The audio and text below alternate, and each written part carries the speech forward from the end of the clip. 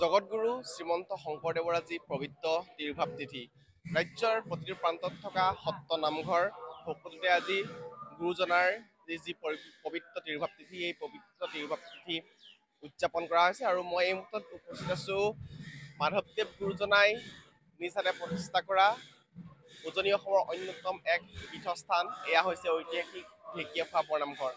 শংকৰদেৱ গুৰুজনাৰ প্ৰিয় শিষ্য মাধৱদেৱে নিজ হাতে প্ৰতিষ্ঠা কৰা এই ঢেকীয়াখোৱা বৰনামঘৰত পুৱাৰে পৰা অগণন ভক্তৰ লানি নিচিগা শাৰী দেখিবলৈ পোৱা হৈছে।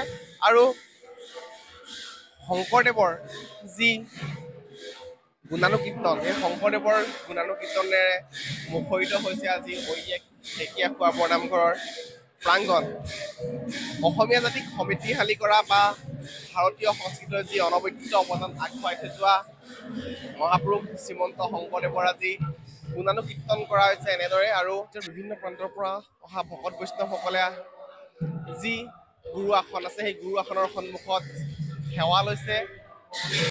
মাধৱদেৱ গুৰুজনাই নিজ হাতে প্ৰজ্বলন কৰি থৈ যোৱা যিগছি অক্ষয় বন্তিয়ে আজিও ঢেকীয়াখোৱা বৰনামঘৰৰ মজিয়াৰ পৰা আধ্যাত্মিকতাৰ পোহৰ বিলাই আছে। সেই বন্তিগছিৰ ওচৰত মূৰ দোৱাইছেহি, আশীৰ্বাদ লৈছে।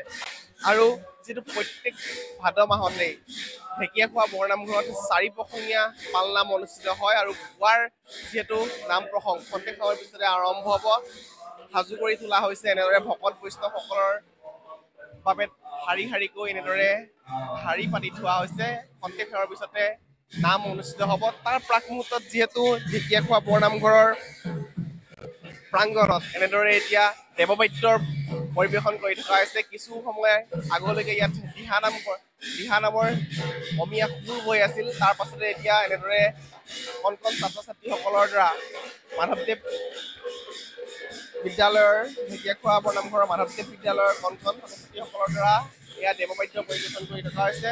আৰু এনেদৰে এতিয়া ৰাজ্যৰ বিভিন্ন প্ৰান্তৰ পৰা ভকত বৈষ্ণৱসকলে আহি ঐতিহাসিক ঢেকীয়াখোৱা বৰনামঘৰত ভিৰ কৰিছেহি। আৰু ভক্তিৰসৰ অমীয়া সুৰত বিলীন হোৱা এই মুহূৰ্তত পৰিলক্ষিত হৈছে। ঢেকীয়াখোৱা বৰনামঘৰৰ সম্পাদকগৰাকী আছে, মই আপোনাৰ ওচৰলৈ আহিছোঁ, অকণমান আগলৈ আহক। প্ৰথমতে আপোনাক ভক্তি সেৱা নিবেদন কৰিছোঁ। কেনেদৰে আজি উদযাপন কৰিছে মহাপুৰুষজনাৰ পবিত্ৰ তিৰুভাৱ? আজি মহাপুৰুষ শ্ৰীমন্ত শংকৰদেৱৰ পুণ্যতিথি। আমি তেখেতৰ কাৰণে আজি আমি পুৱাবেলা হৰিনামে ঘোষা কীৰ্তনে আমি আৰম্ভ কৰিছোঁ। আৰু পুৱা আমি আমাৰ অসমীয়া নাম কীৰ্তন হ'ব। আৰু আমি আশা কৰিছোঁ আজি 4-5 লাখ ভক্তক আমি আনিবৰ কাৰণে প্ৰস্তুত হৈছোঁ।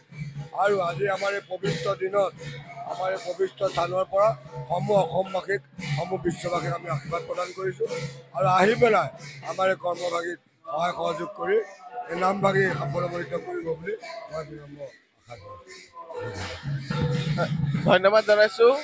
ইয়াৰ পিছতে মই নামঘৰৰ ভিতৰ ভাগলৈ যাব বিচাৰিম। আচলতে ভিতৰ ভাগৰ পৰিৱেশ পুনৰ দেখুৱাবলৈ চেষ্টা কৰিম। আপোনালোকে দেখা পাইছে যে প্ৰত্যেকজন অসমীয়াৰে আচলতে ভাদ মাহ বুলি ক'লে মনত এটা পবিত্ৰতা জাগ্ৰত হৈ উঠে। আৰু পুৱাৰে পৰা এনেদৰে ৰাজ্যৰ বিভিন্ন প্ৰান্তত থকা যিসমূহ সত্ৰ নামঘৰ আছে, সত্ৰ নামঘৰসমূহত ভক্তিৰসৰ অমীয়া সুৰ পোৱা পৰিলক্ষিত হৈছে। এই পবিত্ৰ ভাদ মাহত দবাকা শংখধ্বনিৰে মুখৰিত হৈছে আকাশ বতাহ। আৰু সেয়ে ঐতিহাসিক ঢেকীয়াখোৱা বৰনামঘৰতো ৰাজ্যৰ বিভিন্ন প্ৰান্তৰ পৰা ভক্তসকলে আহি ভক্তিৰসত বিলীন হোৱা পৰিলক্ষিত হৈছে। পৰিচালনা সমিতিৰ সভাপতিগৰাকী আছে, মই তেখেতৰ পৰাও কিছু মন্তব্য ল'বলৈ এই মুহূৰ্তত চেষ্টা কৰিম। প্ৰথমতে আপোনাক ভক্তি ভৰা সেৱা নিবেদন কৰিছোঁ। মাধৱদেৱ গুৰুজনাই নিজ হাতে প্ৰতিষ্ঠা কৰা ঐতিহাসিক ঢেকীয়াখোৱা বৰনামঘৰত শংকৰদেৱৰ আজি পবিত্ৰ তিৰুভাৱ তিথিত পুৱাৰে পৰা ভক্তিৰসৰ অমীয়া সুৰ পোৱা পৰিলক্ষিত হৈছে। কেনেদৰে উদযাপন কৰিছে? আজি গুৰুজনাৰ তিৰুভাৱ তিথি উপলক্ষে পুৱাতে আমাৰ পুৱা কীৰ্তন হৈ গৈছে। তাৰপৰা দিহানাম হ'ল। সংগীত মহাবিদ্যালয়ৰ ছাত্ৰ ছাত্ৰীসকলে বৰগীত খোলবাদন পৰিৱেশন কৰিছে। তাৰপিছতে বৈকুণ্ঠ দেৱবাদ্য চৰ্চা হৈ নাম হ'ব, ঘোষাপাঠ হ'ব। এইদৰে আমি গোটেই দিনটো আজি গুৰুজনৰ তিথিভাগ আমি উলহ মালহে উদযাপন কৰিম।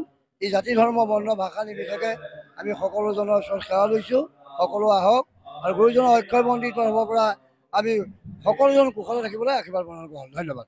ঢেকীয়াখোৱা বৰনামঘৰৰ মজিয়াত আমি এপাহ খুব দুৰ্লভ ঢেকীয়া ফুল দেখিবলৈ পাইছো। সেই ঢেকীয়া ফুলপাহৰ বিষয়ে আমি দৰ্শকসকলক যিহেতু দেখাম খন্তেক পিছতে, সেই ঢেকীয়া ফুলপাহৰ বিষয়ে অকণমান কওকচোন, কেনেদৰে আহিলে ইয়ালৈ? ঢেকীয়া আমাৰ মহাপুৰুষ মাধৱদেৱে ইয়াত ঢেকীয়া অন্ন খাইছিল আৰু আপুৰুগীয়া সম্প্ৰদায়ত কেতিয়া ইয়াত কোনে দিলে, কেতিয়া আহিল, ময়ো সঠিকভাৱে নাজানো, কিন্তু আমি সংৰক্ষণ কৰিছোঁ ঢেকীয়া ফুলপাহ। খুব দুৰ্লভ বস্তু, সেয়ে আমি সকলোজনক দৰ্শনৰ কাৰণে ইয়াতে সংৰক্ষণ কৰি ৰখা হৈছে। ধন্যবাদ। ধন্যবাদ জনাইছো। ঐতিহাসিক মাধৱদেৱ গুৰুজনাই প্ৰতিষ্ঠা কৰা ঢেকীয়াখোৱা বৰনামঘৰত সংৰক্ষিত হৈ আছে এপাহ দুৰ্লভ ঢেকীয়া ফুল। মই সতীৰ্থক দেখাবলৈ অনুৰোধ জনাইছো। এই পাহ হৈছে সেই ঢেকীয়া ফুলপাহ, যি ঢেকীয়া ফুলপাহ বছৰ বছৰ ধৰি এনেদৰে ঐতিহাসিক ঢেকীয়াখোৱা বৰনামঘৰত সংৰক্ষণ কৰি ৰখা হৈছে। এনেদৰে এতিয়া পুৱাৰে পৰা ভক্তিৰসৰ অমীয়া সুৰ বৈছে ঐতিহাসিক ঢেকীয়াখোৱা বৰনামঘৰ।